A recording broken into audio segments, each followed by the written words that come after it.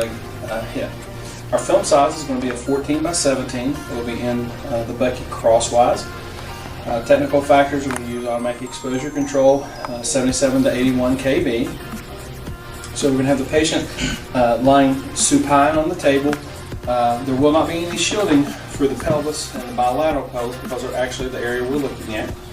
So what we want to do is we're going to actually palpate the crest of the pelvis. We want to have the film. You can do it a couple ways. I usually palpate the pelvis, put my centering line on it, and then I can adjust so it should be about an inch above the crest. And so then I'll just recenter to my film. Okay, and then I'm going to take and I should be centered where I need to be as far as with the film, and want to be to the MSP. And what you're going to have the patient do is you're going to have the patient to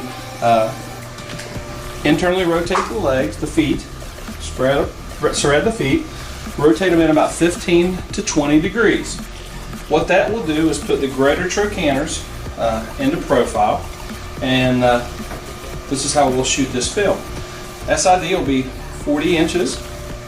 We're going to put our marker placement will be at the top of the film here, and it'll be the visible but not obstructing. And the respirations will be just suspend respirations. So the patient will take a breath in, hold it, and we'll make the exposure. And what we should see on this again is the greater trochanters should be visualized in profile. The next film we're going to do is the bilateral frog legs, also known as the modified cleaves position. We're going to have the patient to bend the knees, and we're going to have them abduct the legs about 40 to 45 degrees. Now the centering for this, where we were an inch above the crest, this time we want the film to be at the level of the crest.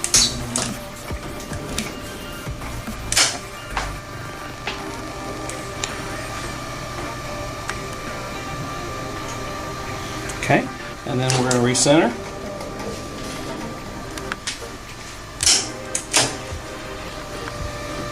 And then again get to the MSP. And what we're doing by having the legs bent like this and dropped out to the side is we're going to see the lesser trochanter will be visualized in profile. You want to make sure that the patient doesn't rotate. You can usually look from the top to make sure the pelvis has not rotated. Because what you will do happens occasionally is when they bend the legs up, if they're not bent exactly the same, they actually will rotate. Technical factors remain the same, 77 to 81 kV. Now again, we're not going to be shielding on this here. You could, if you wanted to, actually you could do breast shielding. Other than that, we won't be shielding because of the area that we're looking at would be obstructed with a shield.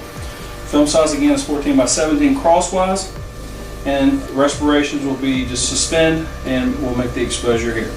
And this is our bilateral hip and pelvis x-ray.